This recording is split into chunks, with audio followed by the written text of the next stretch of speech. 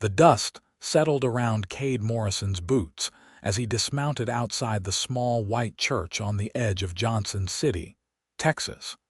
And through the open door, he could see a woman in white standing alone at the altar, her shoulders shaking with what he knew had to be tears. It was late afternoon on June 14th, 1878, and Kade had only stopped in this town because his horse needed water and he needed whiskey. The last thing he expected was to stumble upon what looked like a wedding gone terribly wrong. He tied his gelding to the hitching post and removed his hat, unsure whether he should intrude on what was clearly a private moment of heartbreak. But something about the way she stood there, so utterly alone in that beautiful dress, pulled at something deep in his chest. He approached the church slowly, his spurs jingling softly with each step. The interior was decorated with wildflowers, clearly picked with care from the surrounding prairie. The benches sat empty, though he could see evidence that people had been here recently. A few scattered programs lay on the floor, and several handkerchiefs had been abandoned on the seats. The woman must have heard him because she turned, and Kade found himself looking into the most striking green eyes he had ever seen. Tears streaked down her face, leaving tracks through the powder she had applied so carefully. Her dark auburn hair was pinned up elegantly beneath a simple veil, and despite her obvious distress, she was beautiful. "I am sorry," Kade said quietly, stopping halfway down the aisle. "I did not mean to disturb you, miss. I just saw you through the door and thought maybe you needed help." She laughed, but it was a broken sound that held no humor. "Help? I do not think anyone can help me now." Her voice was soft, cultured, with the slight twang of someone who had been raised in Texas but educated elsewhere. "He never came, you see, but you did." Kade took a few more steps forward, clutching his hat in his hands. "Your intended, my intended," she repeated bitterly. "Thomas Whitley. The man I have been engaged to for 2 years. The man who promised me forever just yesterday morning. The man who apparently had second thoughts sometime between then and now." She sank down onto the steps leading up to the altar, her dress pooling around her like spilled milk. Kade hesitated for only a moment before walking the rest of the way down the aisle and sitting beside her, maintaining a respectful distance. "Did he send word?" Kade asked. "His brother came 30 minutes after we were supposed to begin the ceremony. Said Thomas had left town on the morning train to El Paso. Left me this." She pulled a crumpled piece of paper from somewhere in the folds of her dress and handed it to him. Kade unfolded it carefully and read the hastily scrawled words. The letter was brief and cowardly, explaining that Thomas had realized he was not ready for marriage and could not go through with the ceremony. There was no apology, no real explanation, just a few sentences that destroyed what should have been the happiest day of this woman's life. "What kind of man does this?" Kade said, anger flaring in his chest. He had never met Thomas Whitley, but he already despised him. The kind I was going to marry, apparently. She wiped at her eyes with the back of her hand. "Everyone left after his brother delivered the news. My parents went home to mourn the embarrassment. The guests scattered. Even the preacher had another appointment to attend. I told them all to go. I just could not bring myself to leave yet. I kept thinking maybe he would change his mind. Maybe he would come through those doors and explain that it was all a terrible mistake. But he did not come. No," she whispered. "He did not come."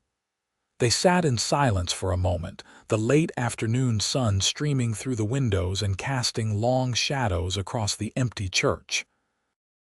Kade could hear birds singing outside, completely oblivious to the tragedy that had unfolded within these walls. "What is your name?" he asked finally. "Tabitha. Tabitha Turner." She turned to look at him properly for the first time, taking in his weathered face, his sun-bleached brown hair and the kind blue eyes that watched her with genuine concern. "And you are, Kade Morrison. I am just passing through town, or I was anyway." He was not sure why he added that last part, but something told him he would not be leaving Johnson City as quickly as he had planned. "Well, Kade Morrison, I appreciate you sitting with me. You did not have to do that." Tabitha's voice cracked slightly. Everyone else seemed eager to be anywhere but here. "I know what it is like to feel alone," Kade said quietly. "My wife died 3 years ago. Cholera outbreak swept through our town in Kansas. Sarah was gone within 2 days. Tabitha's eyes widened. "I am so sorry." "I should not be burdening you with my problems when you have suffered real loss." "Loss is loss," Kade said. "Pain is pain. What happened to you today is real and it matters." She studied him for a long moment, and Kade felt exposed under her gaze, as though she could see right through to all the broken parts he usually kept hidden. He had spent 3 years drifting from town to town, taking odd jobs, never staying anywhere long enough to form connections or risk getting hurt again. Yet here he was, sitting in a church with a woman he had just met, and feeling more present than he had in years. "You have somewhere to go?" Kade asked. "Someone who can look after you. I have my family. My parents own the general store in town. I have been helping them run it since I finished school." She looked down at her elaborate dress. "I was supposed to be starting a new life today. Thomas had a house built for us on the other side of town. Now, I suppose I will move back into my childhood bedroom and face the pitying looks of everyone in Johnson City for the foreseeable future." The bitterness in her voice was understandable, but beneath it, Kade heard something else: determination. This was a woman who would survive this blow, no matter how painful it was right now. "May I walk you home?" Kade offered. "It is getting late and you should not be alone." Tabitha hesitated, then nodded. "I would appreciate that, but I should warn you, being seen with me right now will make you the subject of gossip. Johnson City loves to talk." "I have weathered worse than gossip," Kade said with a slight smile, rising to his feet and offering her his hand. She took it, and he helped her stand. The weight of her hand in his felt startling, and he released it quickly, not wanting to overstep. They walked back down the aisle together, and Kade noticed Tabitha pause at the door to look back at the decorated church one last time. "I picked all those flowers myself," she said softly. "I wanted everything to be perfect." "It is perfect," Kade told her. "He just was not worthy of it." They stepped out into the golden evening light, and Kade retrieved his horse. He walked beside Tabitha as she directed him through the dusty streets of Johnson City. The town was small but prosperous, with a main street that boasted a bank, 2 saloons, a hotel, the general store, a blacksmith, and various other businesses. People stopped to stare as they passed, and Kade could see the whispers starting already. Tabitha held her head high, refusing to be cowed by their attention. Kade found himself admiring her strength. She had every right to hide away, to crumble under the weight of this humiliation. But instead, she walked through town like a queen, daring anyone to say something to her face. The general store was a sturdy building near the center of town, with living quarters on the 2nd floor.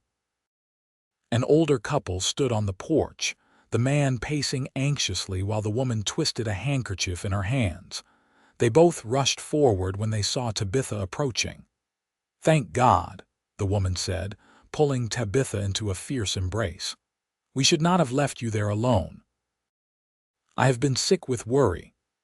"I am fine, mother," Tabitha said, though her voice shook slightly. "This gentleman, Mr. Morrison, was kind enough to walk me home." Tabitha's father, a tall man with graying hair and sharp eyes, looked Kade up and down appraisingly. "We are grateful to you, Mr. Morrison. I am Harold Turner, and this is my wife, Margaret. Please, Let us offer you supper as thanks." "That is not necessary," Cade began, but Margaret was already ushering them inside. "Nonsense. You showed kindness to our daughter when she needed it most. The least we can do is feed you."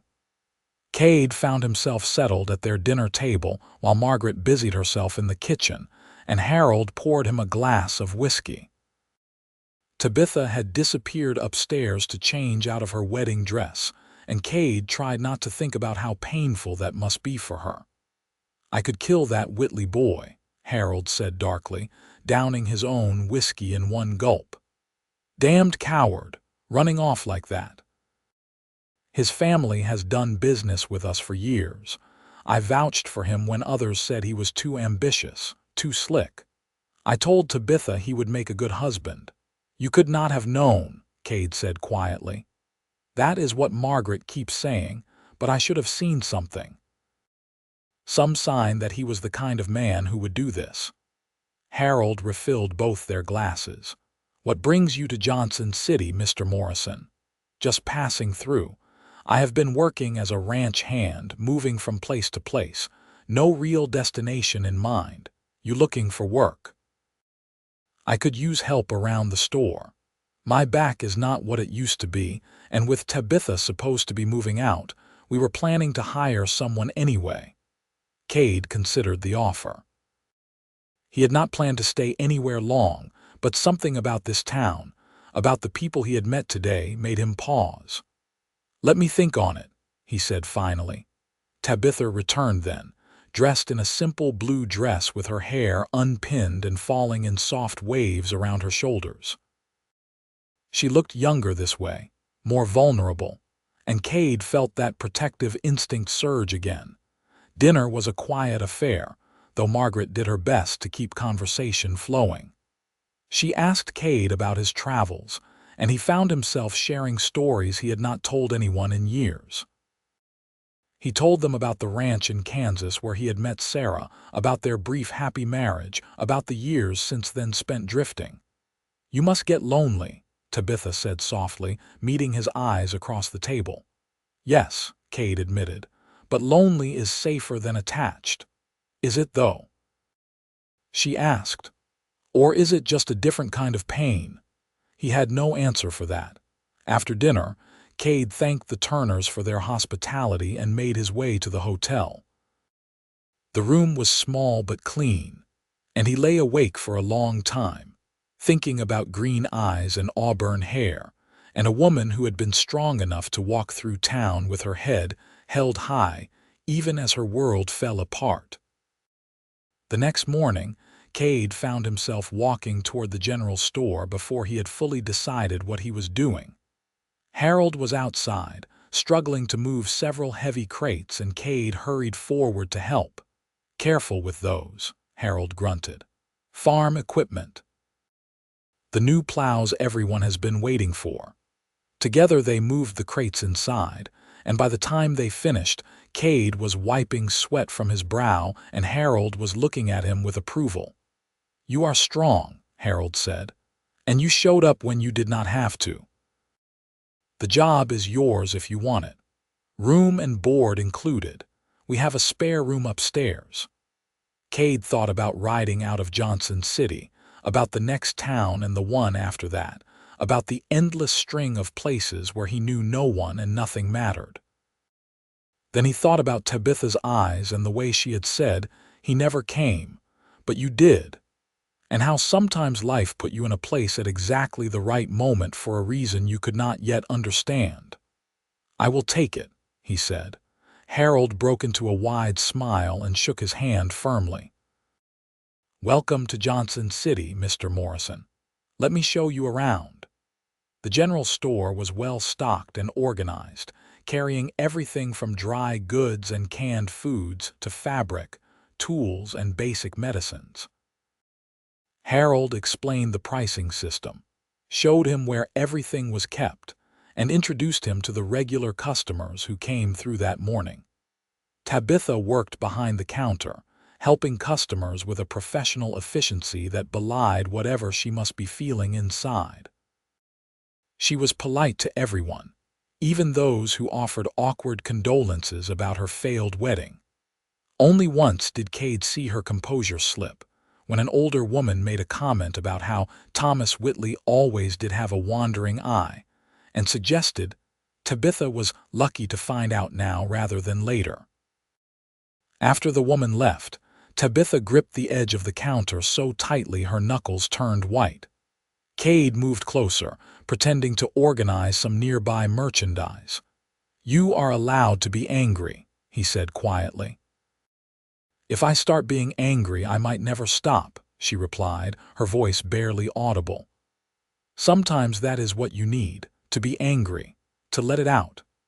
She looked at him, and for a moment he thought she might actually let herself feel the full weight of what had happened. But then another customer came through the door, and she straightened her spine and put on her professional smile again. Over the next few weeks, Kade settled into a routine. He helped Harold with the heavy lifting and deliveries, learned the ins and outs of running the store, and tried not to notice how often his eyes sought out Tabitha throughout the day. She was always nearby, always busy, always maintaining that careful control over her emotions. He learned things about her in small increments. She loved books and would often read during slow periods at the store. Her favorite was poetry, though she claimed to be embarrassed by how sentimental that was. She had a sharp head for numbers and kept all the store's accounting books in perfect order. She was kind to children, often slipping them peppermint sticks when their parents were not looking.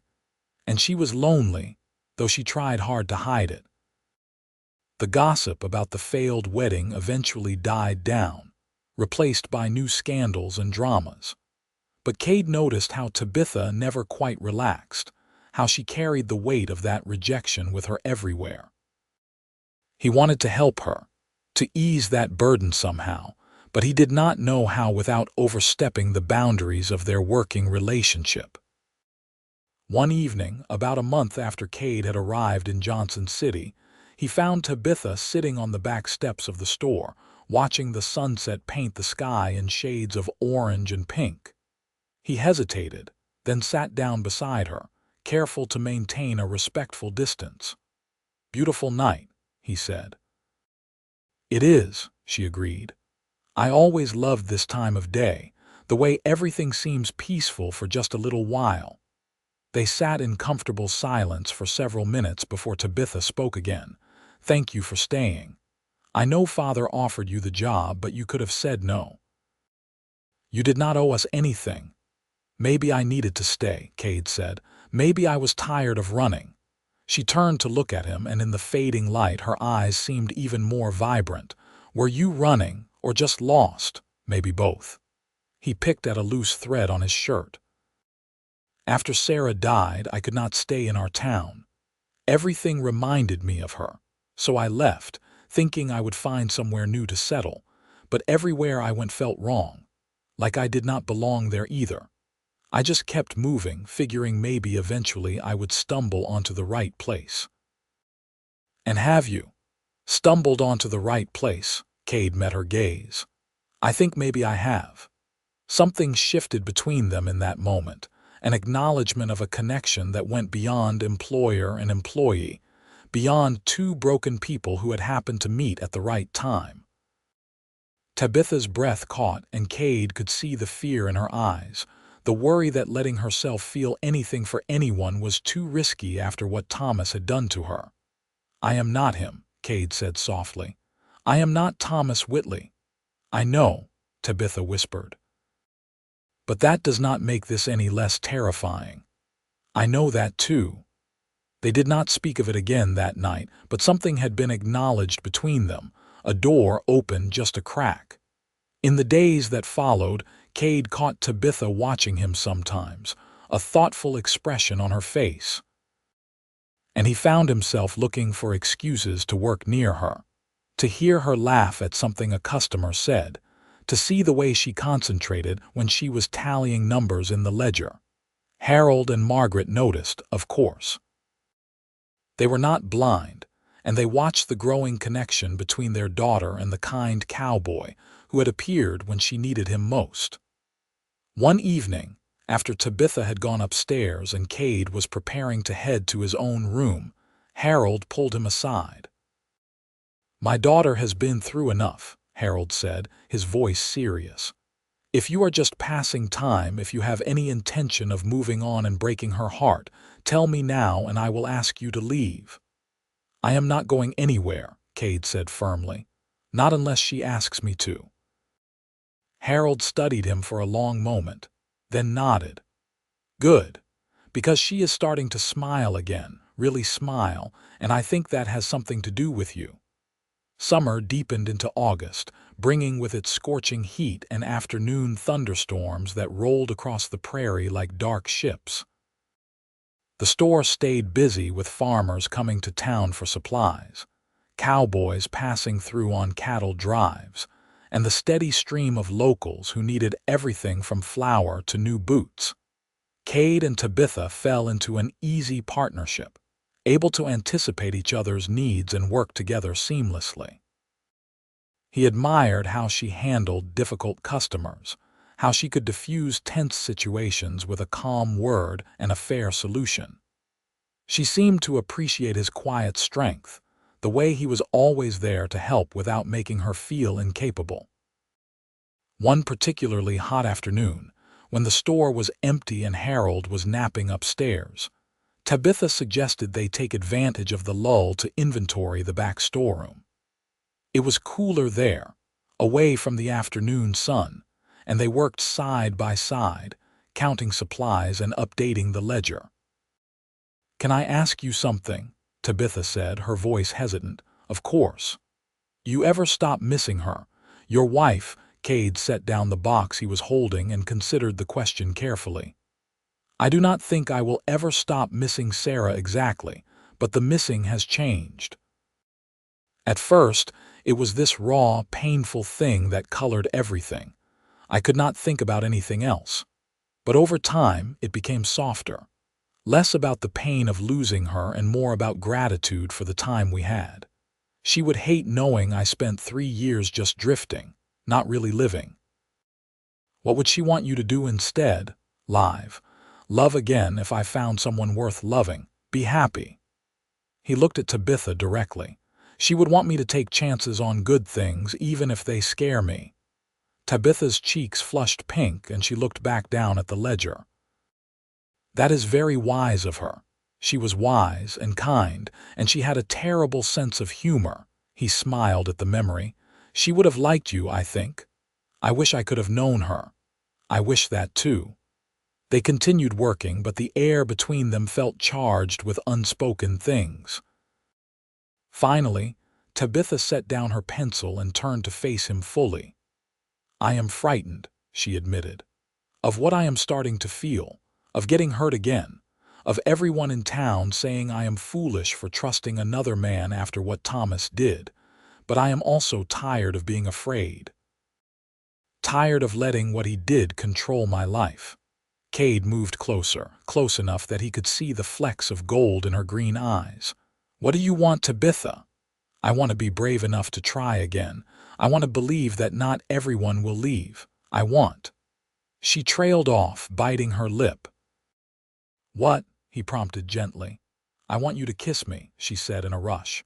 "Is that crazy? Is it too soon? I do not know what the rules are for this kind of thing." "There are no rules," Kade said softly. He reached up and cupped her face gently in his hand, giving her plenty of time to pull away. But she did not pull away. Instead, she leaned into his touch, her eyes fluttering closed. He kissed her carefully, tenderly, as though she were something precious that might break. She made a small sound in the back of her throat and her hands came up to grip his shirt, pulling him closer. The kiss deepened, becoming something more urgent, more real, and Kade felt something in his chest that had been closed off for 3 years suddenly crack open. When they finally pulled apart, both breathing hard, Tabitha laughed shakily. "That was not what I expected." "What did you expect?"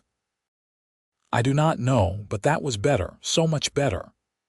She touched her fingers to her lips, looking dazed. "Thomas never kissed me like that." "Good," Kade said with feeling, and she laughed again, a real laugh this time, full of joy and surprise. After that, things changed between them in the best possible way. They were careful around Harold and Margaret, not wanting to rush into anything publicly, but in private moments, they would steal kisses in the storeroom, hold hands under the dinner table, exchange looks that spoke volumes. Harold and Margaret definitely noticed, but they said nothing, just watched with what looked like cautious approval. Kade suspected they were waiting to see if this would last, if he would prove to be different from Thomas Whitley.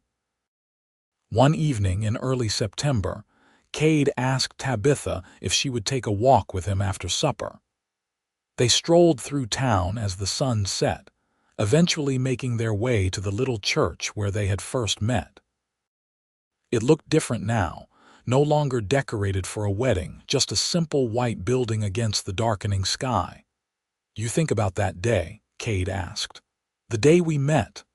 "Every day," Tabitha admitted. "I think about how I felt standing in there, certain my life was over. How could I have known that the man walking through that door would turn out to be so much better than the one I thought I wanted? You deserved better than Thomas Whitley. I am beginning to believe that." She squeezed his hand. "You have helped me believe it." They sat on the church steps, the same steps where they had first really talked, and Kade pulled her close. She rested her head on his shoulder and they watched the stars come out one by one. "I love you," Kade said quietly. The words surprised him even as he said them, but they felt right, true.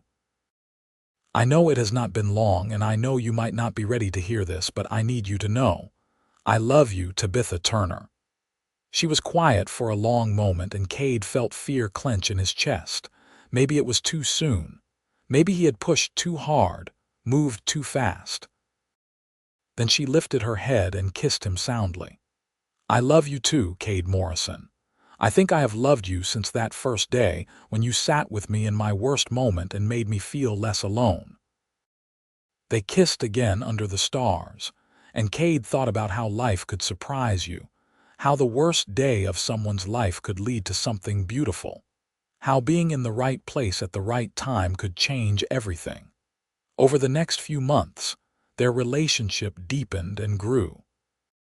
They spent every free moment together, learning each other's stories, sharing their dreams and fears. Kade told her about his childhood in Missouri, about learning to ride before he could properly walk, about his father's ranch, and how he had always loved the freedom of the open prairie. Tabitha told him about her education back east, about how she had loved learning but had missed Texas terribly, about her dreams of running the store one day, and maybe expanding it into a proper mercantile.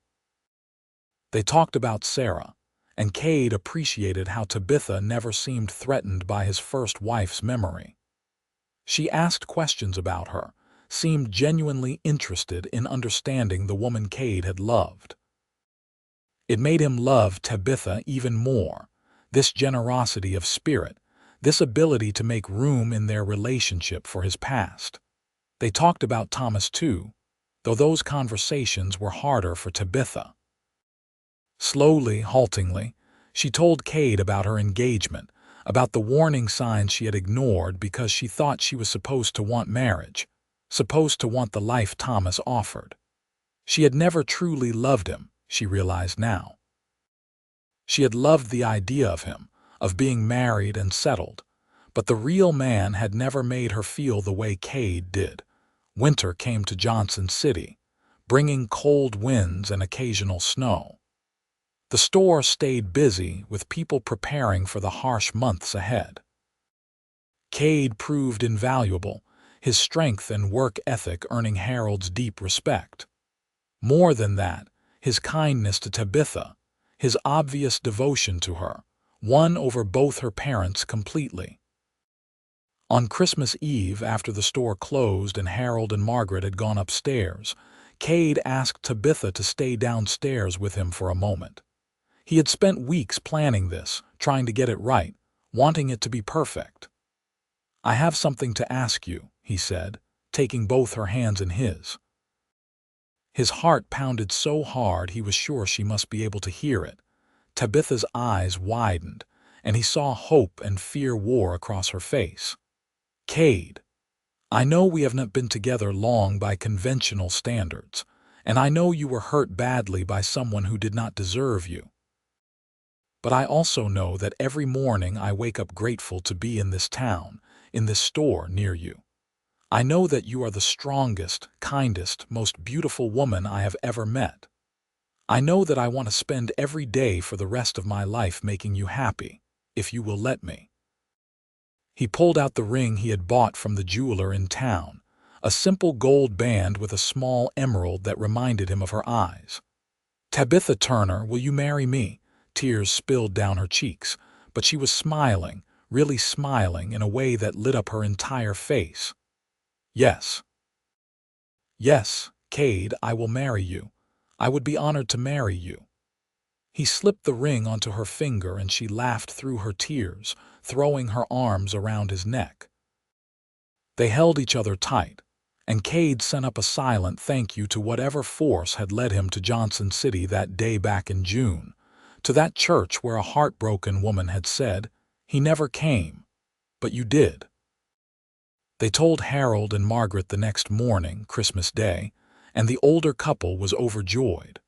Margaret cried happy tears and pulled Kade into a fierce hug, telling him he was already like a son to them. Harold shook his hand firmly and then pulled him aside. "Take care of her," Harold said seriously.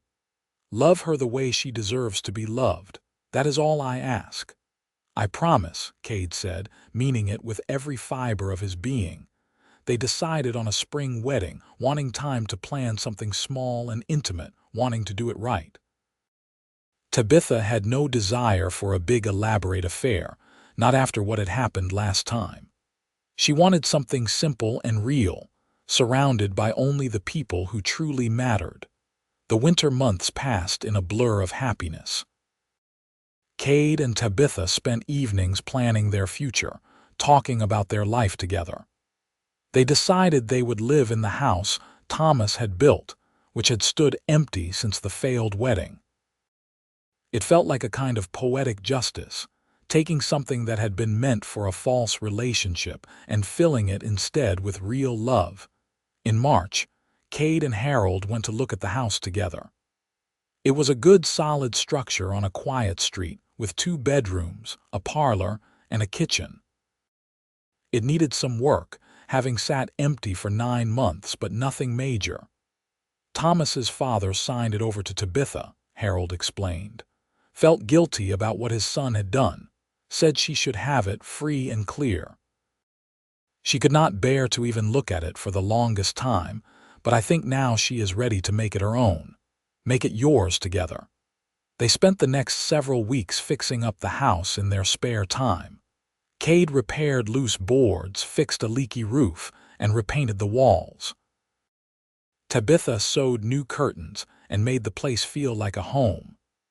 Margaret donated furniture from her attic, and slowly the house transformed from an empty shell of broken dreams into a warm, welcoming space full of promise. April arrived with wildflowers blooming across the prairie and warm breezes that carried the scent of possibility. On April 15th, 1879, just over 10 months after they had first met, Kade and Tabitha were married in the same small white church where their story had begun. The ceremony was everything Tabitha had wanted: simple, genuine, and filled with love. Only a handful of people attended, including Harold and Margaret, a few close friends, and the kindly preacher who had been scheduled to marry Tabitha to Thomas all those months ago. He seemed particularly happy to be officiating this wedding instead, commenting that he could see the real love between Kade and Tabitha, something that had been noticeably absent before. Tabitha wore a new dress, cream-colored and elegant in its simplicity. She carried a bouquet of wildflowers, and her eyes never left Kade's as she walked down the aisle on her father's arm. This time, when she reached the altar, her groom was there waiting, his eyes shining with love and certainty. Kade wore his best suit, his hair freshly cut, his hands steady as he took Tabitha's and promised to love her, honor her, and stay by her side for the rest of his life. When he said the words, "I do," he meant them with every part of his soul. When the preacher pronounced them husband and wife, and told Kade he could kiss his bride, Kade gathered Tabitha into his arms and kissed her thoroughly, earning a cheer from their small gathering of guests. She laughed against his mouth, happy and free, and Kade thought his heart might burst from the sheer joy of it all. The reception was held at the general store, with Margaret having prepared a feast. There was music and dancing, and Kade whirled Tabitha around the cleared floor space, both of them laughing like children. At one point, as they danced, Tabitha looked up at him with such love that Kade had to stop moving, had to just hold her and appreciate this moment. "What are you thinking?" she asked softly. "I am thinking about that day last June, how I almost rode right past this town, how I was in such a hurry to be anywhere else. I am thinking about how glad I am that I stopped, that I walked through those church doors, that I met you." "I am glad too," Tabitha said. "I know it sounds strange, but I am almost grateful to Thomas for leaving me. If he had not, I never would have found this, found you, found real love." "Not strange at all," Kade assured her. "Sometimes the worst things lead to the best things. Sometimes you have to lose what you thought you wanted to find what you actually need." They danced until late into the evening, surrounded by the people they loved, celebrating not just a marriage but a new beginning for both of them. When they finally left for their new home, with good wishes and thrown rice following them, Kade carried Tabitha over the threshold of the house that was now truly theirs. That night, as they lay together in their marriage bed, Tabitha traced patterns on Kade's chest and said quietly, "Do you think we will always be this happy?" "I think we will have hard times," Kade said honestly. "Life is not always easy. But I think we will face them together, and that will make all the difference. I think we will build a good life here, you and me, a life full of love and laughter and maybe some babies eventually if we are blessed." "I would like that," Tabitha said. "All of it. The hard times and the good times and the babies, as long as I have you beside me." "Always," Kade promised. "For the rest of my life you will never have to wonder if I will show up. I will always be there, Tabitha. Always." She fell asleep in his arms, and Kade lay awake for a while, listening to her breathe, feeling grateful for every twist of fate that had led him to this moment. He thought about Sarah, hoped she could somehow know that he had found happiness again, that he was honoring her memory by choosing to live fully and love deeply. He thought she would approve of Tabitha, would be glad he had not let fear keep him alone forever. The next morning, they woke early and made breakfast together in their kitchen, laughing at how neither of them was particularly skilled at cooking. It did not matter that the eggs were slightly burned or the coffee too strong. They ate together at their little table, making plans for the day and the weeks and years ahead, and it was perfect. Kade returned to work at the general store, but now he came home each evening to a wife who greeted him with a kiss and asked about his day. Tabitha continued helping her parents run the store, but she also threw herself into making their house a true home. She planted a garden, sewed quilts, and learned to cook properly through trial and error, with Margaret's patient instruction. Life settled into a comfortable rhythm. The people of Johnson City, who had once gossiped about Tabitha's failed wedding, now spoke warmly of the Morrisons and their obvious happiness. Even those who had pitied her before now seemed genuinely glad she had found a better match. Thomas Whitley's name was rarely mentioned anymore, and when it was, It was usually in the context of that fool who let Tabitha Turner get away. Some people said he had married someone in El Paso and divorced within a year. Others said he had moved to California and gotten into some kind of trouble. Kade did not care what had happened to Thomas. The man had done him the greatest favor imaginable by running away from the best woman in Texas. Summer came again, hot and dusty, marking a full year since Kade had first arrived in Johnson City.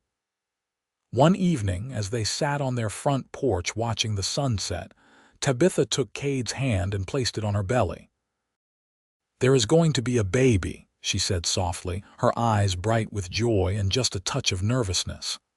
"I saw the doctor today. He confirmed it. We are going to have a child." Kade felt like the wind had been knocked out of him in the best possible way. "A baby. We are going to be parents." "In about 6 months, if Dr. Williams is correct." She searched his face anxiously. "Are you happy? I know we have not been married long, but I think this is a blessing." "Happy?" Kade pulled her into his arms, holding her tight. "Tabitha, I am more than happy. I am overjoyed. We are going to have a baby. We are going to be a family." She relaxed against him, and he felt the tension drain from her shoulders. They sat there together as the sky turned from orange to purple to deep blue, talking about names and nurseries, and all the ways their lives were about to change again. Harold and Margaret were thrilled at the prospect of becoming grandparents. Margaret immediately began knitting tiny clothes and blankets, while Harold started building a cradle in his workshop. The whole town seemed to celebrate with them, bringing gifts and advice, sharing in their excitement. Tabitha's pregnancy progressed smoothly. She continued working at the store for the first several months, though Kade and Harold both insisted she take it easy. As her belly grew and the baby became more real, Kade found himself overwhelmed with love for his growing family. He would place his hand on Tabitha's stomach and feel their child kick, and it filled him with wonder. "What do you think?" Tabitha asked one evening in early December as they lay in bed, her head on his shoulder. "Boy or girl, I do not know," Kade admitted. "I will be happy either way. As long as the baby is healthy and you are safe." "I think it is a boy," Tabitha said. "I do not know why, but I feel it. A strong, kind boy just like his father." "If it is a boy, we should name him after your father," Kade suggested. "Harold has been so good to us, to me especially." "Harold Morrison," Tabitha tested the name. "I like it, but what if it is a girl?" "Then we name her whatever you want, maybe after your mother or Sarah if you would be comfortable with that." Tabitha was quiet for a moment, then said softly, "I would be honored to name our daughter after Sarah if that is what you want. She was part of your story, part of what made you who you are. I am not threatened by that." "You are remarkable," Kade said, kissing her forehead. "Have I told you that recently?" "Not in the last hour or so," she teased. "The baby came on a cold January night in 1880, arriving 3 weeks earlier than expected."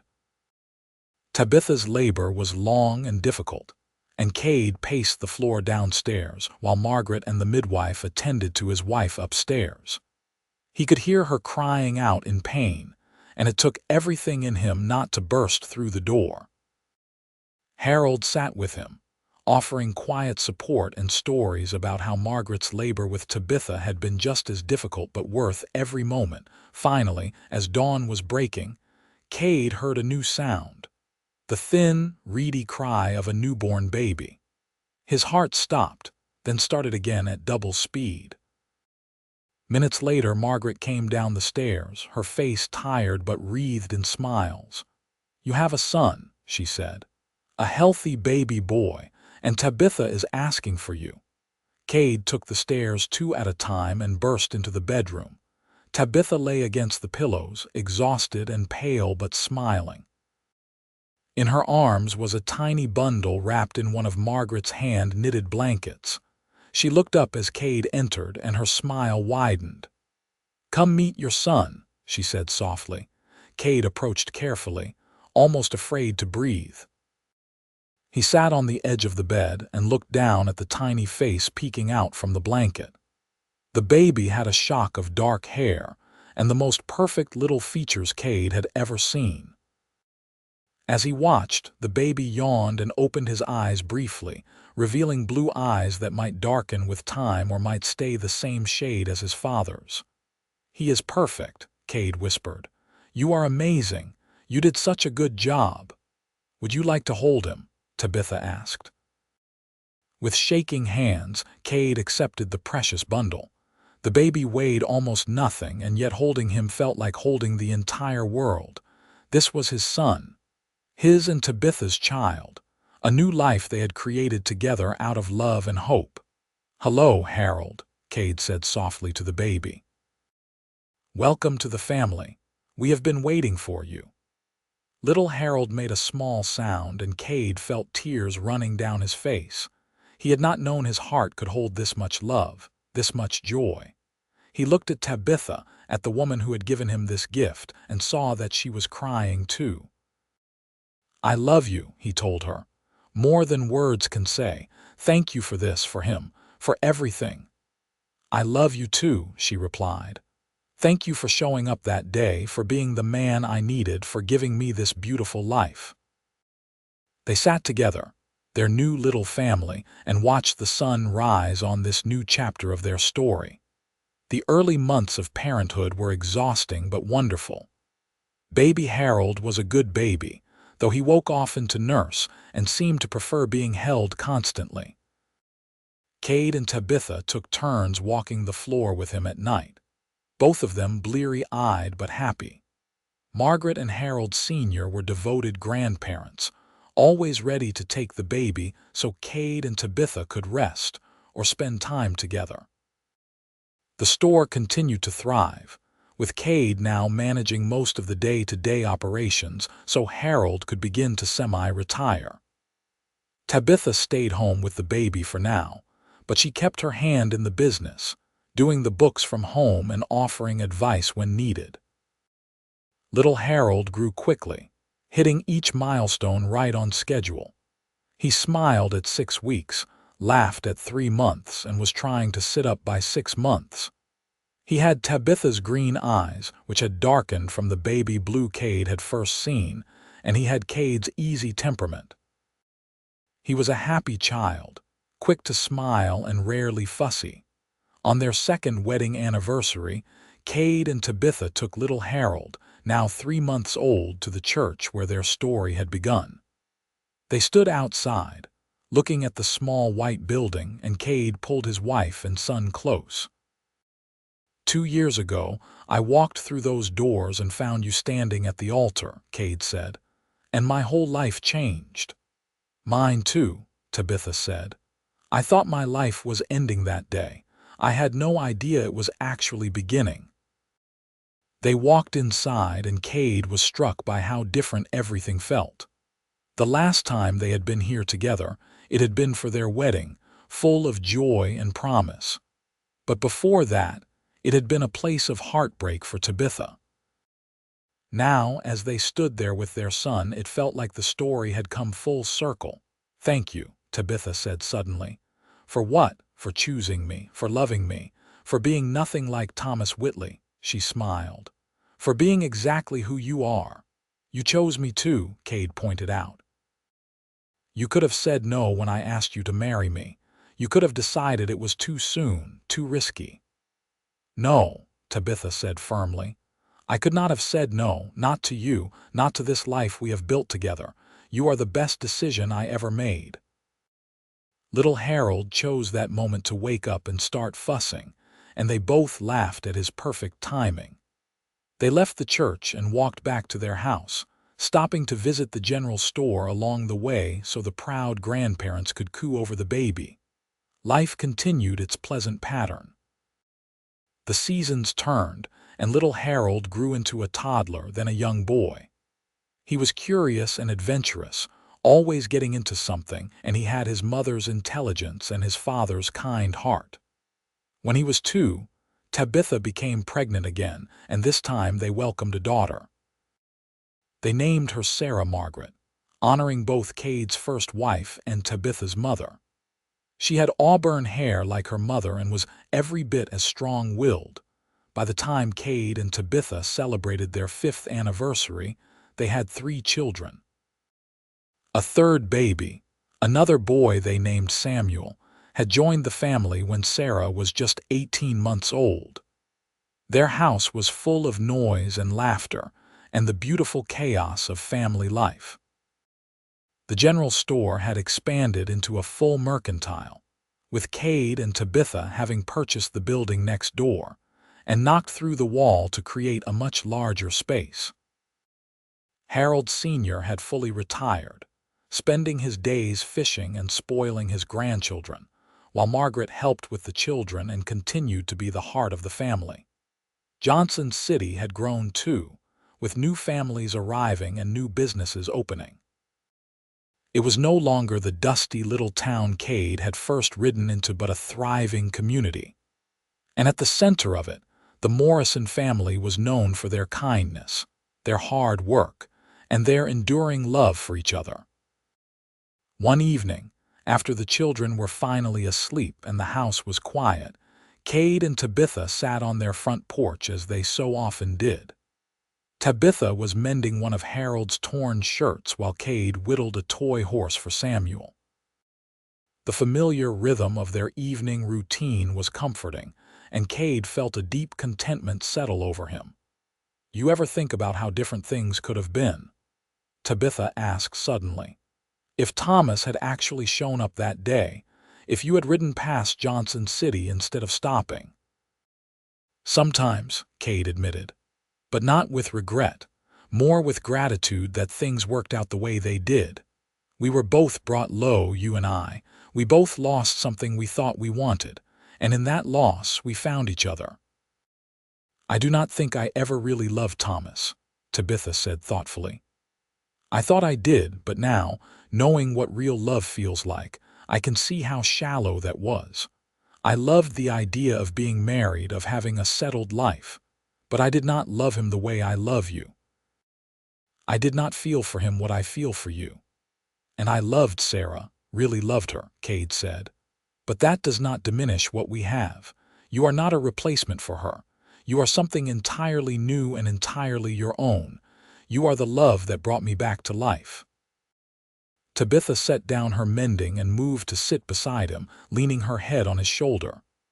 "I am glad you stopped that day. I am glad you walked through those church doors. I am glad you stayed." "I am glad I did too," Cade said, wrapping his arm around her. "Best decision I ever made." They sat together in comfortable silence, watching the stars come out, and Cade thought about the long, winding road that had led him to this moment. He thought about Sarah and the life they had briefly shared, grateful for those memories but no longer consumed by grief over her loss. He thought about the 3 years he had spent drifting, lost and alone, not really living. And he thought about that June day when he had walked into a church and found a woman in a wedding dress standing at the altar alone. "He never came, but you did," she had said. Such simple words, but they had changed everything. Years continued to pass in a blur of happiness and hard work. The children grew, each developing their own personalities and dreams. Young Harold showed an aptitude for numbers and seemed likely to take over the mercantile one day. Sarah Margaret was artistic and dramatic, always putting on shows for the family. Samuel was the adventurous one, constantly exploring and getting into scrapes that gave his parents gray hairs. Eventually, there was a 4th child, a daughter named Grace, who arrived when Tabitha was 33 and Cade was 35. She was unexpected but deeply loved, the baby of the family who was spoiled by her older siblings and doted on by everyone. Cade and Tabitha's love never dimmed, but rather grew deeper and stronger with each passing year. They learned each other completely, knew each other's moods and needs without words. They weathered difficulties together, from hard economic times to childhood illnesses to the normal ups and downs of running a business and raising a family. Through it all, they remained each other's anchor, each other's greatest supporter. When Kade was 40, Harold Sr. passed away peacefully in his sleep. It was a hard loss for the whole family, but especially for Tabitha. Kade held her through her grief, offering the same quiet support she had given him so many times. They made sure Margaret was cared for, moving her into their home so she would not be alone. She lived with them for 5 more years before joining her husband, surrounded by the family she loved. The children grew into young adults. Harold Jr. married a schoolteacher and took over the mercantile, running it with the same dedication his father and grandfather had shown. Sarah Margaret moved to Austin to study art, writing long letters home full of excitement about her classes and the big city. Samuel became a ranch hand, following in his father's early footsteps, working on a large spread outside of town. Grace, the youngest, was still in school but showed signs of becoming a teacher like her sister-in-law. On their 20th wedding anniversary, Kade and Tabitha returned once more to the little white church where it had all begun. They were older now, with gray threading through their hair and lines on their faces earned through years of laughter and worry. But they still held hands like newlyweds, still looked at each other with love. 20 years, Tabitha said wonderingly. Sometimes it feels like yesterday that you walked through those doors. Sometimes it feels like we have been together forever. Both are true, I think, Kade said. Time is strange that way. They walked inside and sat in the front pew, the same place where they had stood to exchange vows 2 decades earlier. Kade thought about everything that had happened since then, all the joy and sorrow, all the ordinary moments that added up to an extraordinary life. "Do you remember what I said to you when you asked what I wanted?" Tabitha asked. "Right before our first kiss, you said you wanted to be brave enough to try again," Kade recalled. "You wanted to believe that not everyone would leave. And you have never left," Tabitha said softly. "Not once in all these years. You have been there for every moment, good and bad. You kept your promise."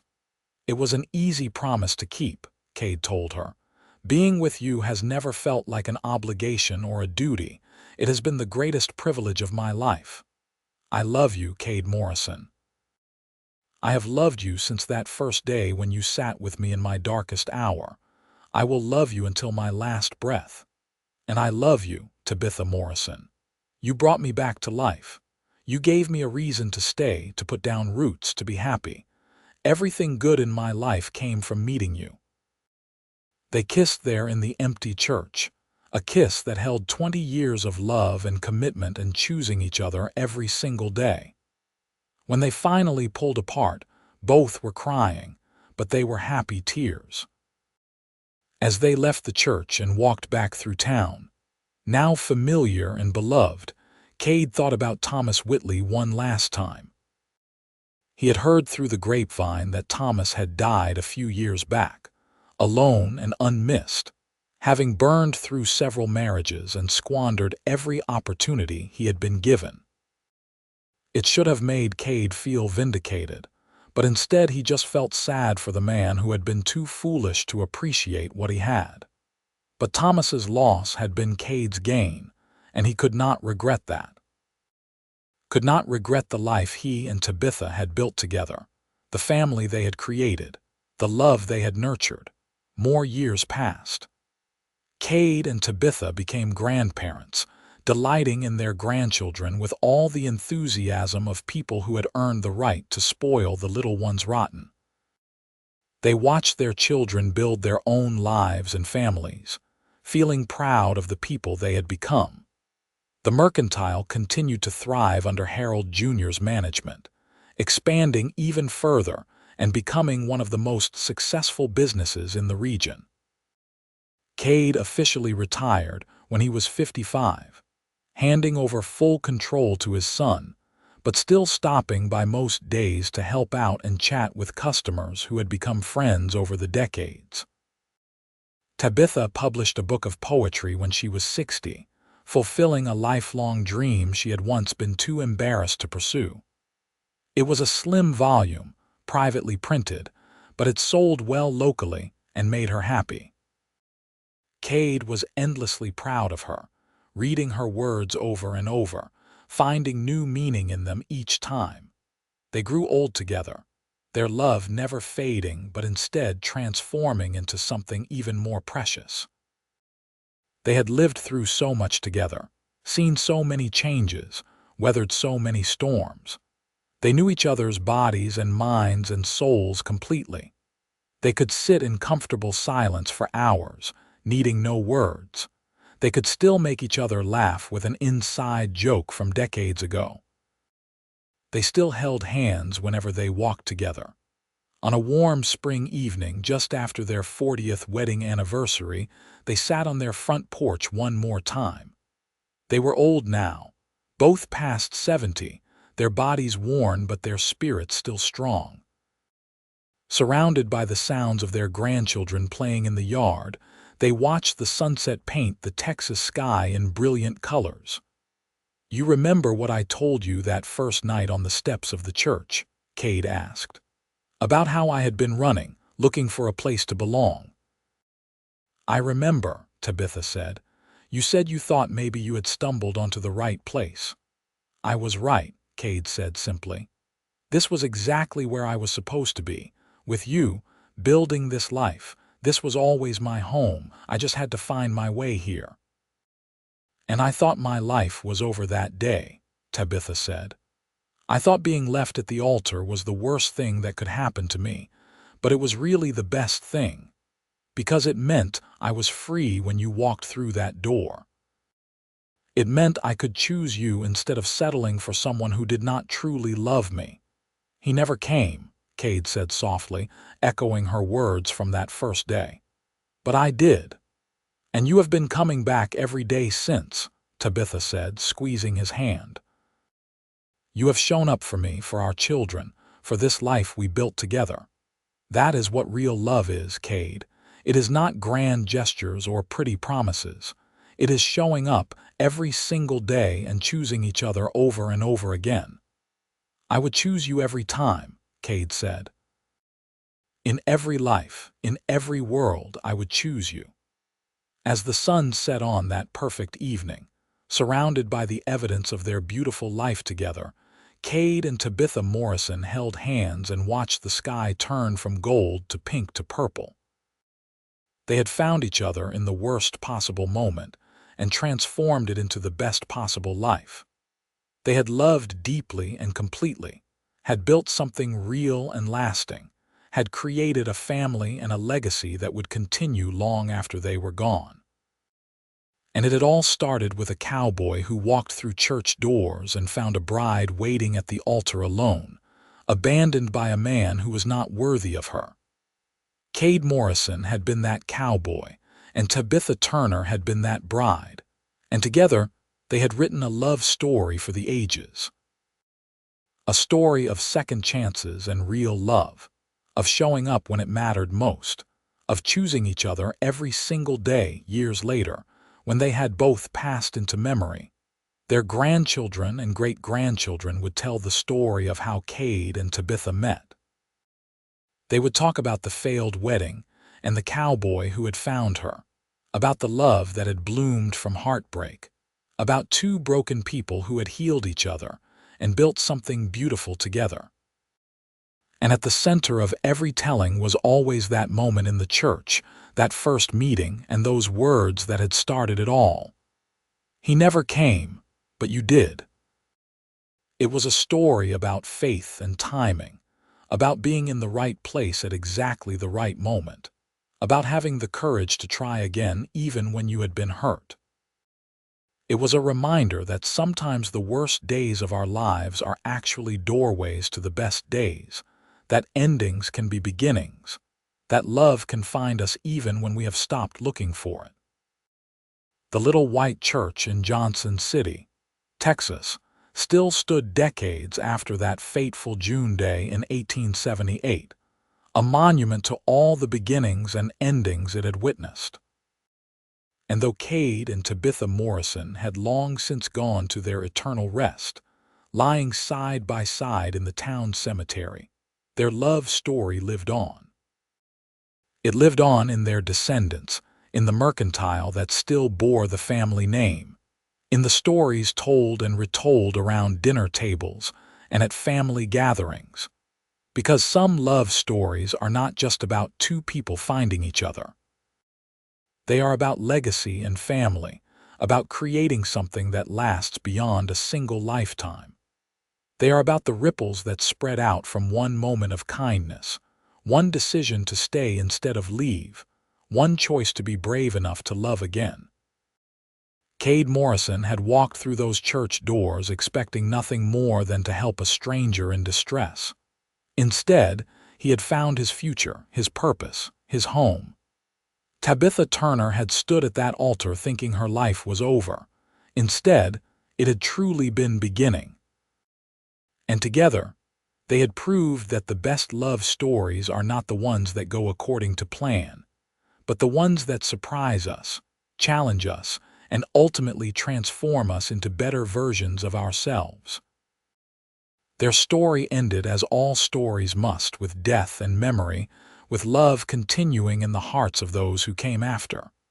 But it was a good ending, a complete ending, with nothing left unsaid or undone.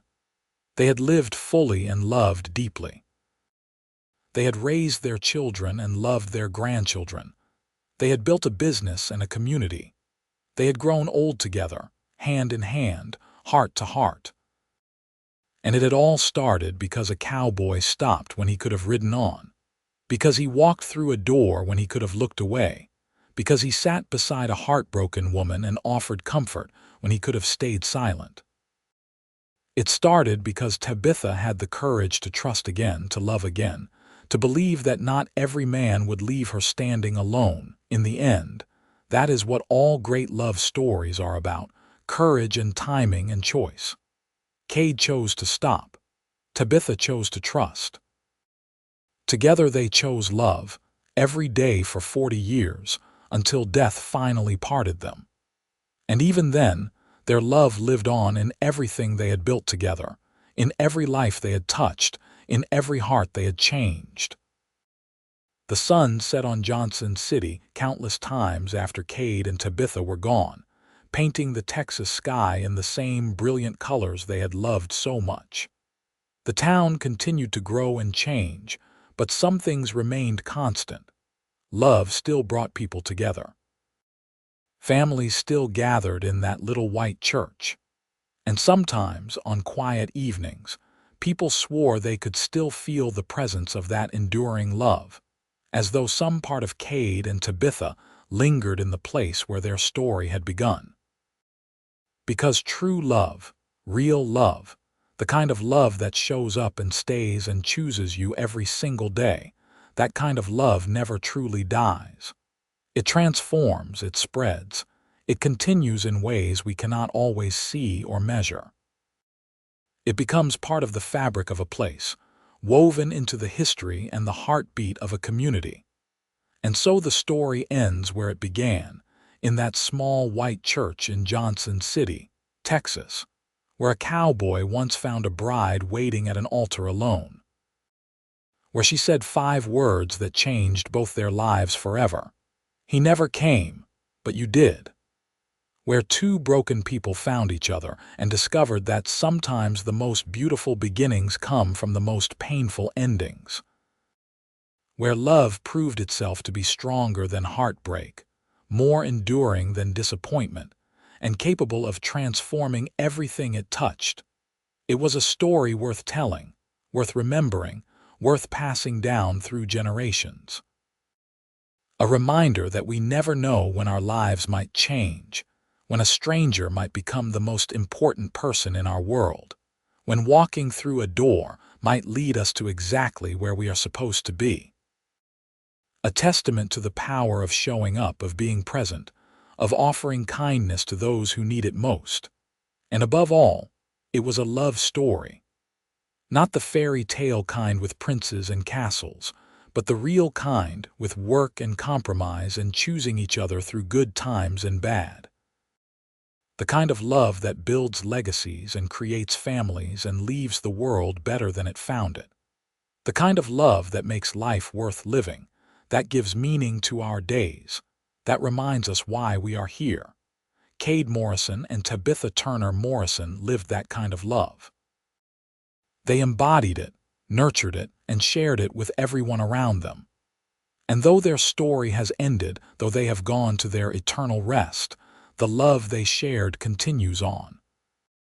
It continues in their descendants, in the businesses they built, in the community they helped strengthen, and in the hearts of everyone who hears their story and believes, even for a moment, in the transformative power of real, enduring, show-up everyday love. This was their story. This was their legacy. And it all began with one moment, one choice, one cowboy who walked through church doors and found his destiny waiting at the altar.